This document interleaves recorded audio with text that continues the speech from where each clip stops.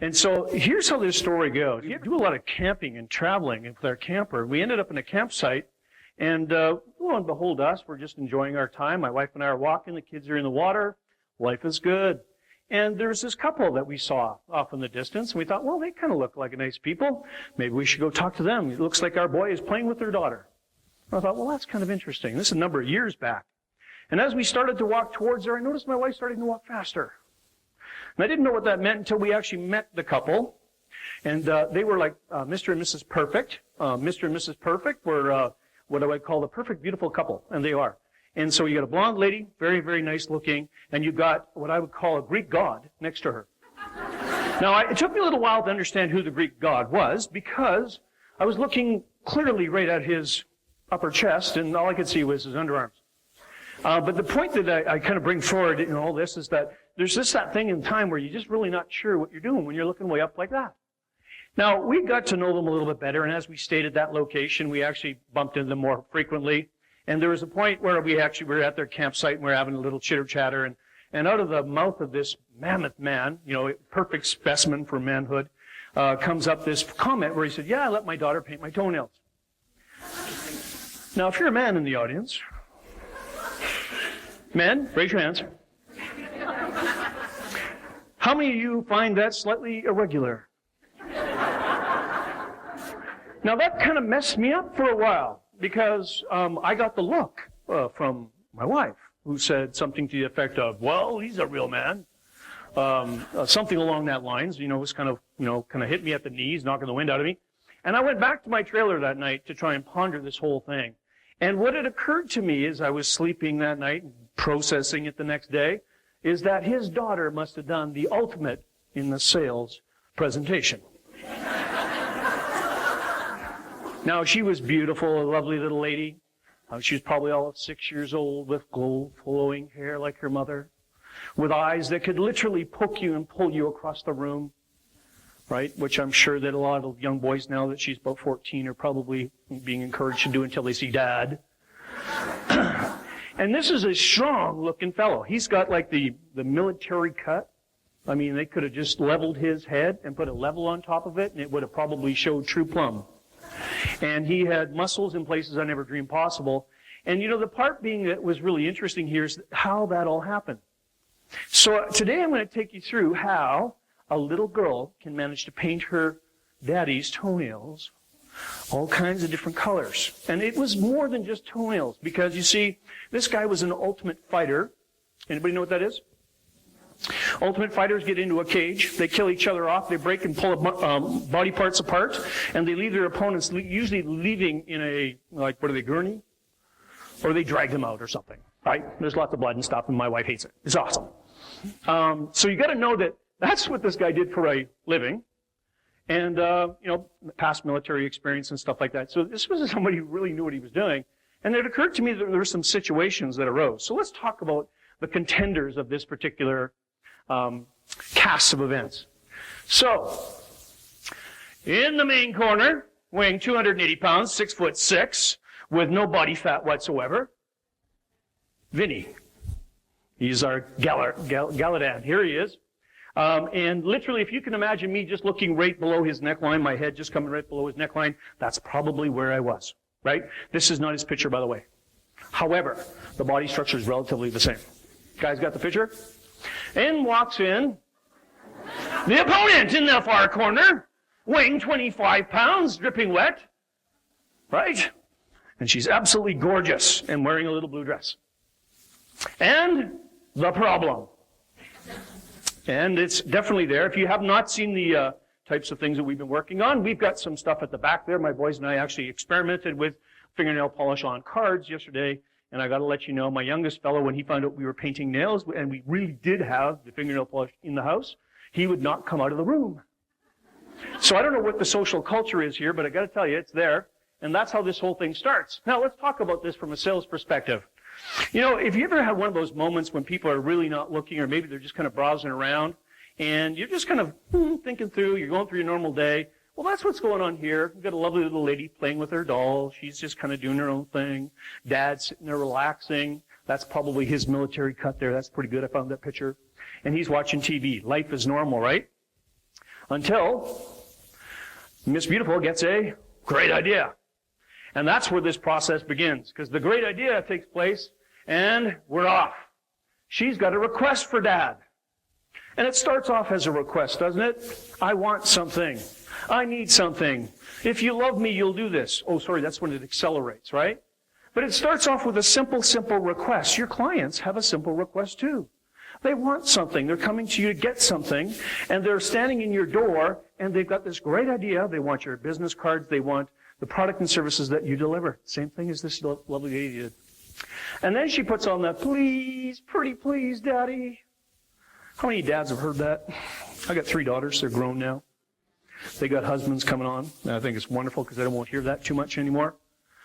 You know, it's interesting. Yeah, I'll pass the buck on that one. It's great. You know, I hear different things now. It's like they're looking for advice. But this call to action is really what they're doing. And they're coming in the door. When we work in sales, people come through the door and they're saying, hey, I've got a need. Come and help me. And if you've ever been a buyer and you want to purchase something and you walk into a place of a business and you've got somebody there and they're wandering around doing their thing and they don't come and help you, how does it feel? You want to scream at them, right? So the little girl's screaming now. She's actually getting Daddy's attention. She's using the sweet and innocent look. Okay?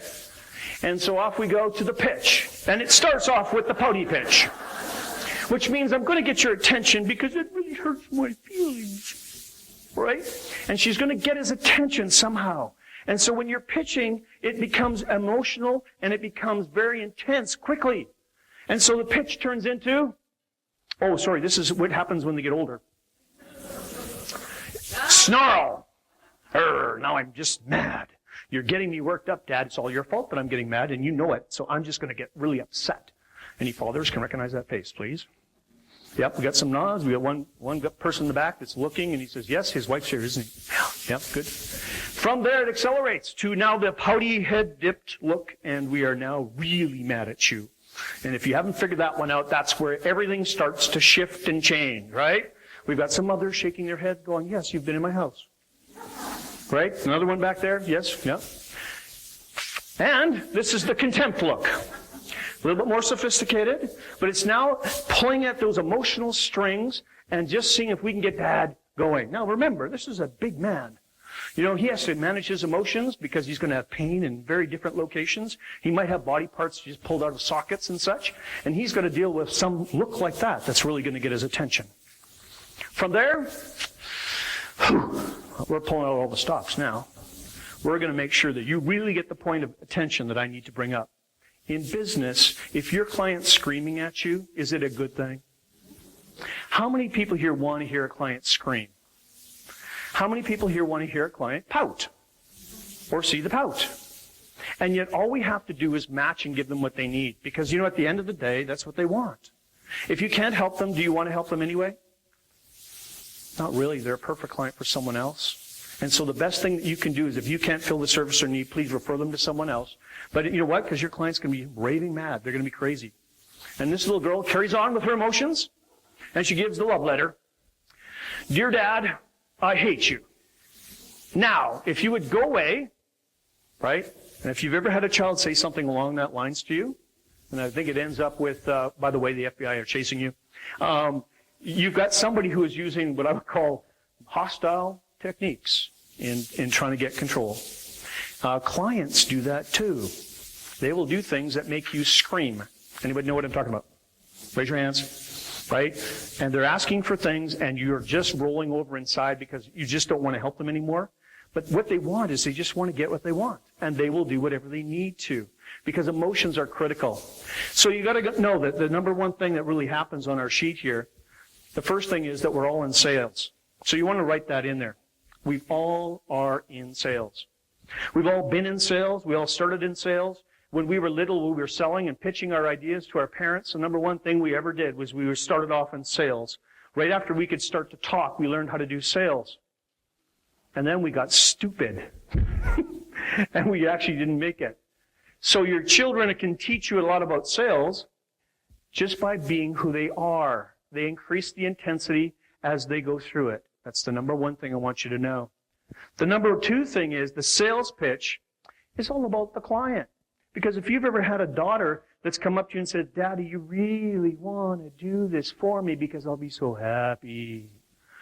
You get that thing in your heart that kind of goes, I really want to make my daughter happy. And as they get a little bit older, you've seen my two boys here, they get more sophisticated and they'll start talking to you about what you get out of the deal to get them a cell phone. Which I haven't figured out yet, but it definitely does happen. So the exact thing that you want to know is that if you make it about the buyer, it works every single time. And it's all about what they get out of it emotionally. Because the emotions keep carrying on. They get mad. They get frustrated. And in sales, we do the exact same thing. Oh, Dad's having an emotion now. Right? If you've ever been to the place where your client is actually spontaneously giving you some emotion, and you're starting to respond emotionally to it, you have to manage that, don't you? Because we can't do that, can we, anymore? And you notice it's in black and white. Right? Because it doesn't exist anymore. Nobody spanks their kids, right? Okay.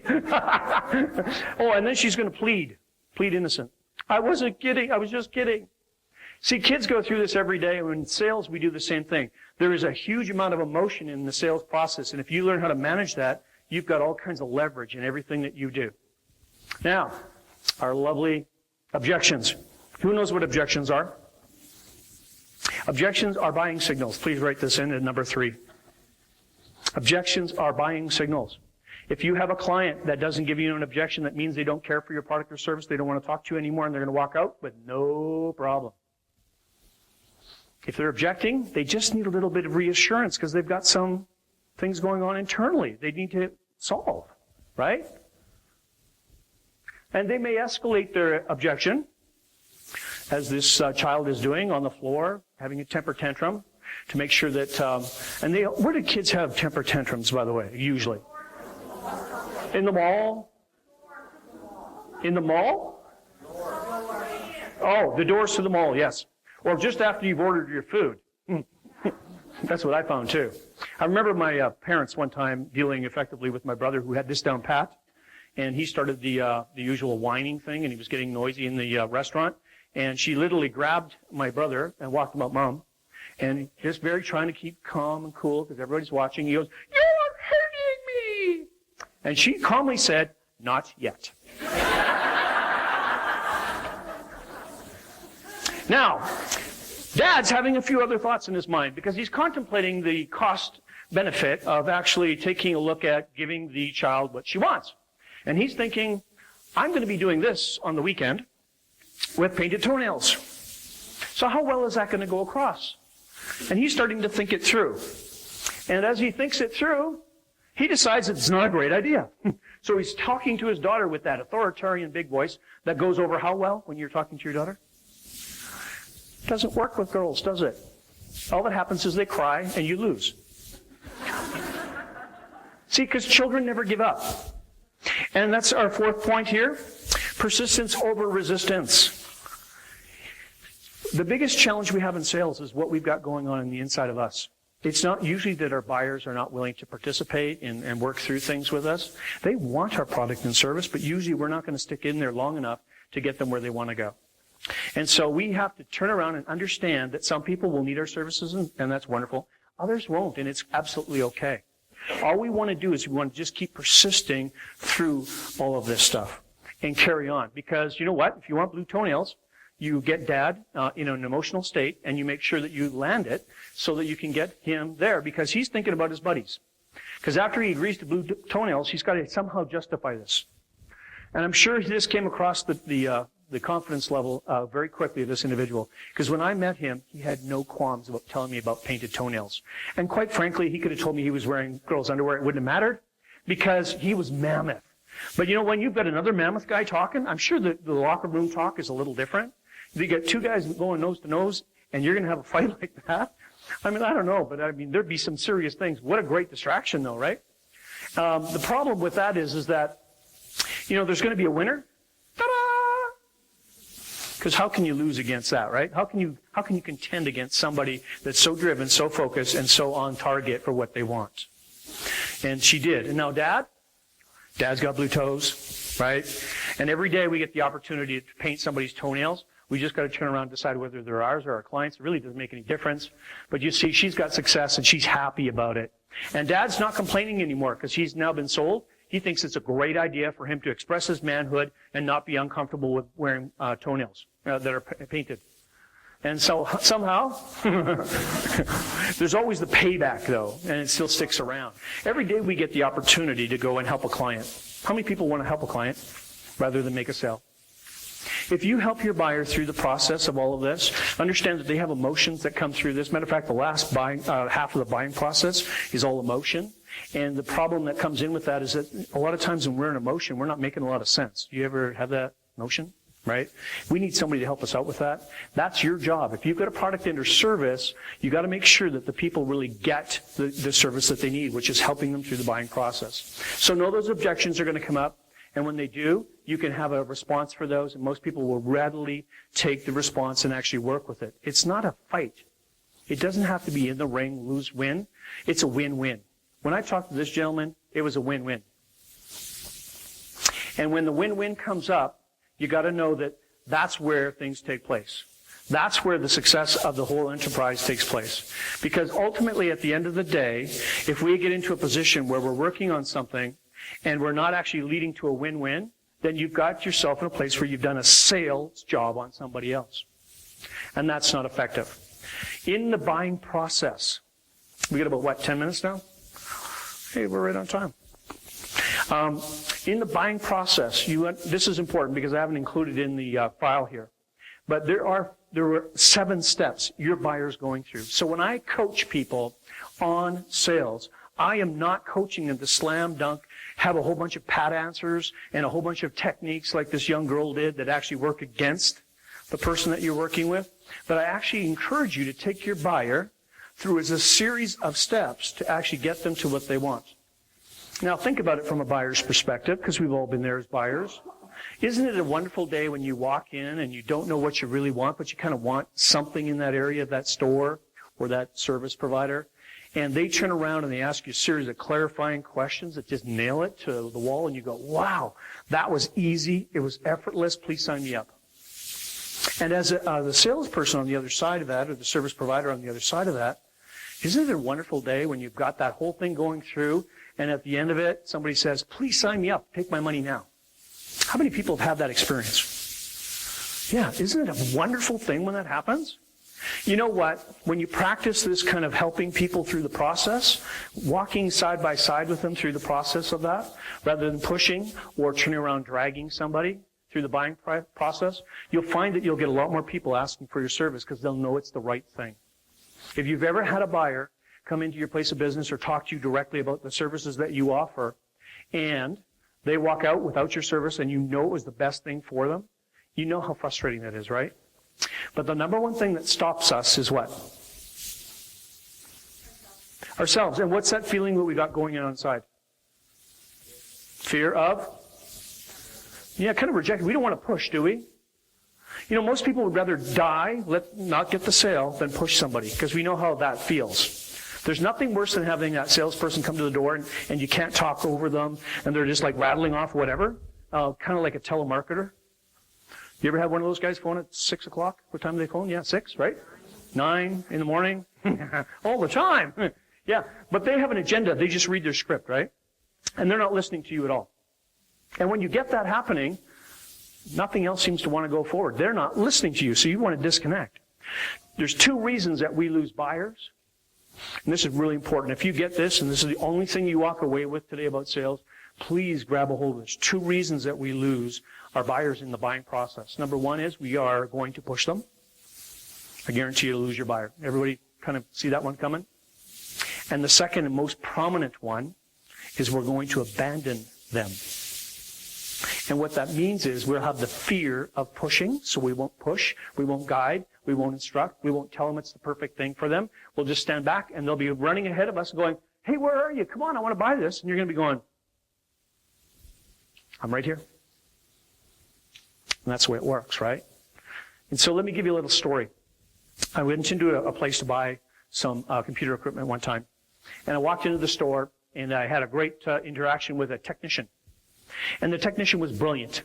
Absolutely brilliant. He knew more about stuff than I'd ever dreamed possible. And the exciting part about that is that I like to be a little bit techie, but I'm just enough to be dangerous. You know what I mean? Right? I know how to unplug stuff and plug it back in, and if it doesn't blow up the first time, I can rebuy the part, okay?